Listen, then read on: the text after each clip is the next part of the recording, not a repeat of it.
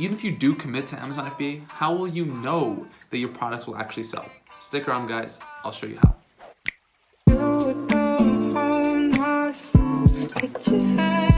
Hey, what is going on, guys? Neve here, and welcome back to another video. Today I'm going to show you guys how you can tell if your product will actually sell on Amazon. And I'm not going to go into the nitty-gritties of exactly how to check, because I do have a video like that, and it's right over here. I'll show it up here. Just go check that out. But this video is almost more important than that one, and it's based on how people make decisions. So before we go into how will we know if your product will actually, get sales, we actually need to understand why people do purchase stuff, why people make decisions. And for that, we're gonna go into a book called Expert Secrets, guys. If you don't know this book, it's absolutely amazing. It's not necessarily for, selling physical products online, but I'm gonna show you guys a trick that I learned from this book that's gonna help a lot of you guys and help me as well with the Amazon FBA business. So let's check out how Russell Brunson, the one who wrote this book, is actually explaining why people make decisions, especially purchase decisions, okay? So bear with me, guys, but this is gonna be so worth it, all right? So he says, status is the only thing that causes people to move toward you or not to move at all. That's it. Status is the magic word in business. When someone is presented with an opportunity, their subconscious mind is working on answering this question.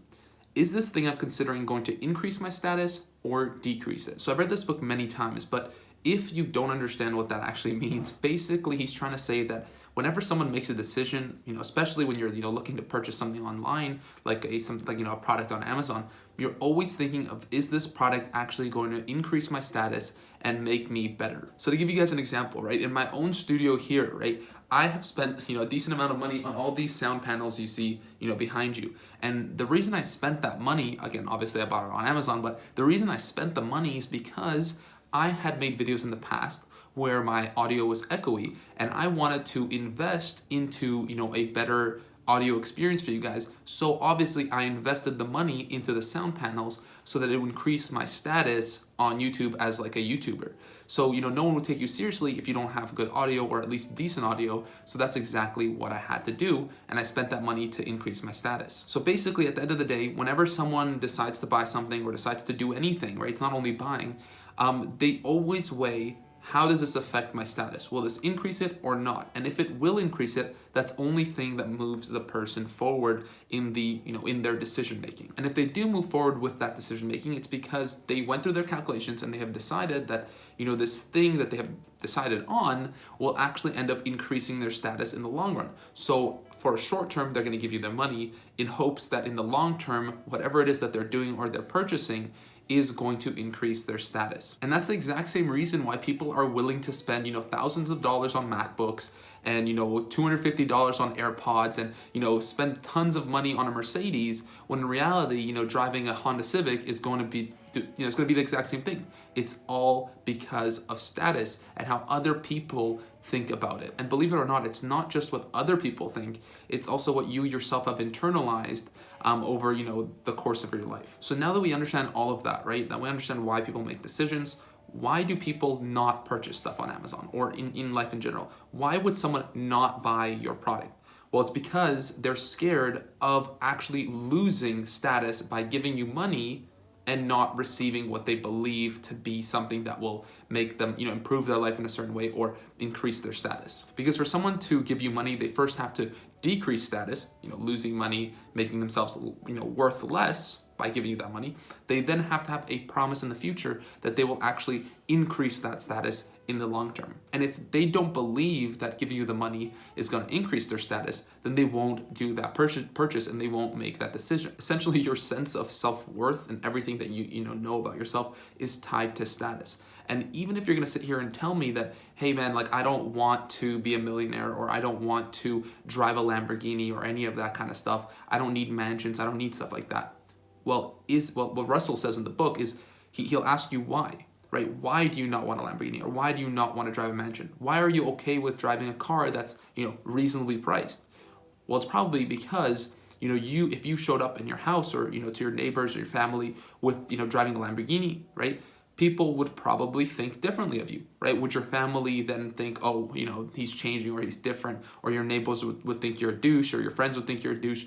So you wouldn't want to spend that money because you're scared that other people will judge you therefore, lowering your status in their eyes. So at the end of the day, it's all about status, whether you want money or not, or you want to, have flashy cars and mansions or not. It's all tied to status. All right, so now that we understand why people make decisions, let's understand how we can use this to actually improve our products and our services and our offers on Amazon. So after all of this, right, we're obviously going to focus on increasing the customer's, status and lowering the kind of fear of losing status, so that they end up buying your product. And there's obviously bad ways of doing this and good ways of doing it. So the first method is actually obviously to have a really great product. And the reason I say that there's good and bad ways to do it is because you can easily make a lot of money on Amazon selling crap products that, promise more than they actually are. So, the perceived value is higher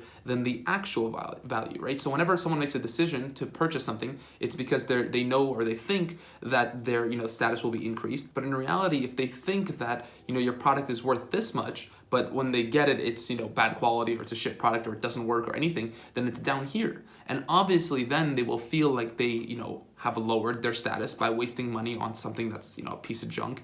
And then on Amazon, obviously what happens is that's exactly how you get bad reviews. And that's exactly how you don't make money on Amazon. So if you are selling a crap product, or if you think that you can, kind of do this in a short scheme way where you're going to be able to make some money and then, figure out later, you're doing it wrong, right? Focus on a productocracy. Focus on coming out with a product or something that is going to be so improved on the rest of the competition that it's going to be a no-brainer to pick yours over the rest. And obviously this is easier said than done, but the people who will actually do it are the people who are going to succeed in 2019, right? If you're not doing that, you will not be successful this year. So there's no point of trying, right? Focus on improving, focus on creating a productocracy where your product is the no-brainer option in the market. Number 2 is to have an all-in-one solution, okay? And to best explain this, I'll have to give you guys an example. So for example, okay, if you are selling a light bulb, like a desk light, those desk light things that exist, right?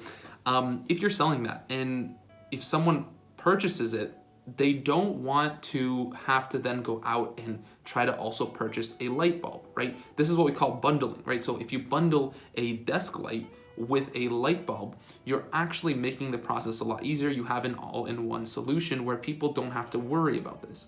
And the reason it's so cool when you do stuff like this, because when you actually dissect it into what Russell Brunson is teaching, is that people don't want to buy a desk lamp without the light bulb inside of it or they'd rather buy one with a light bulb because they don't want to lower their status by one, not being able to find the correct light bulb, or even worse, purchasing a light bulb that does not fit that lamp. So it's not even about the lamp at this point, it's about the customer not wanting to make a mistake and feel stupid that they lowered their status. Another example would be, for example, if you're selling a vacuum cleaner. You don't want to just sell a vacuum cleaner without the vacuum bags, because again, what if they don't fit properly? If the customer goes out and buys another one, they don't fit properly, or they don't work as well, or anything like that, right? I just don't want to go out there and find the thing that would fit in it. I'd much rather buy an all-in-one solution. Or probably the best example of all is just buying something, an electronic or something without batteries. That really sucks. And I don't want to deal with batteries. I don't want to go out to find batteries. That's just something that I don't want to do, and I don't want to risk lowering my status with it. And guys, I guarantee you guys are the exact same way. So think of that as the customer and understand why that could lower their status instead of increasing it by making the purchase. So like I mentioned, of course, those are all bundles, and it's a very effective way to go about Amazon, right? But don't bundle for the sake of bundling. And I'm sure you guys have heard this before, but let me just go into more detail about why bundling can also be very dangerous if not done correctly. So if you do a bundle wrong, or if you add, a certain thing to the bundle that does not add value to the customer, it'll actually end up backfiring on you. So if you add something, or if you do something in the bundle that the people don't actually want or need, what actually ends up happening is that, people aren't stupid. They understand that every single piece in that, bundle, or every single thing in that bundle costs them money. So if there's one particular thing in the bundle that they don't need, or that is not really bringing value to the bundle, it's just there to, be different, they understand that that piece is costing them money. So even if the overall bundle value seems to be good, if there's one piece in it or there's something extra that is not adding value, they know that that thing is costing them money. So a percentage of the cost is going to pay for that little thing. And in their eyes, if they're paying for something that they're then gonna throw out or not use, it seems to them like they're lowering their status by wasting money on something they're not gonna use. So that's the reason you can't just bundle for the sake of bundling and you know, just being different. You have to bundle for the sake of adding value. You know, only the third way to actually, you know, increase status or, you know, lower the fear of losing status is to actually have a 100% money back guarantee. Now, obviously on Amazon, we do have this, and this is something very, very important because what it does with the customers is it builds trust, and therefore, you know, they're more happy to spend money on certain things because they know that they, if anything, right, they can just return it. They don't feel like they're losing status by spending money on the website. And that's really, really good and very important, which is why one of my bullet points always on my features, the last one is always 100% money back guarantee. And that's just to reiterate that if anything happens, they are able to return it.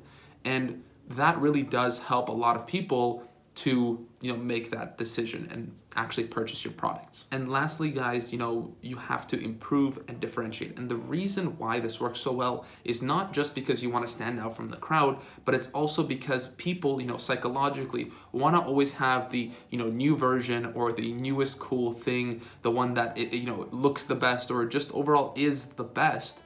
And that way, you know, they want to go tell their friends, and, you know, if they have that, it increases their status. So you always want to be thinking of those 4 points when you're going into a product, or even if you do already have a product on Amazon, because not a lot of people think like that. And if you can, you know, kind of dissect it into those little psychological pieces, you know, you'll have a lot more success selling your products. So anyways, guys, I felt like that was a pretty unique way to explain to you guys why certain people make decisions or not. And what kind of pushes them to make decisions. And, you know, the people who do understand this will actually go on to be very successful in, you know, their Amazon journey, and definitely be able to like beat the competition if you can actually, you know, get those down. So anyways, guys, if you did enjoy that, remember to like the video and consider subscribing to the channel for more stuff like this. And I'll see you guys very, very soon. Peace.